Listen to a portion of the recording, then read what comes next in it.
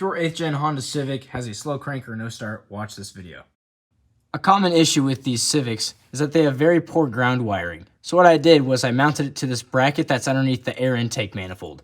I then routed it around and down to the frame where I just bolted it in. Definitely don't do it how I did, because this will probably break soon. But if it works, it works. It solved my issue. The car cranks and starts successfully every time. If that doesn't work, I recommend checking the following. Start with the battery. If the battery's okay, check the main fuse box, which is located in the driver's side of the car.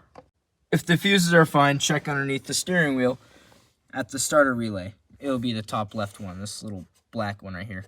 The last thing to check will be the starter motor, of course. I hope you found this very informative. Make sure you drop a like and please subscribe. It helps out the channel a lot because I'm poor.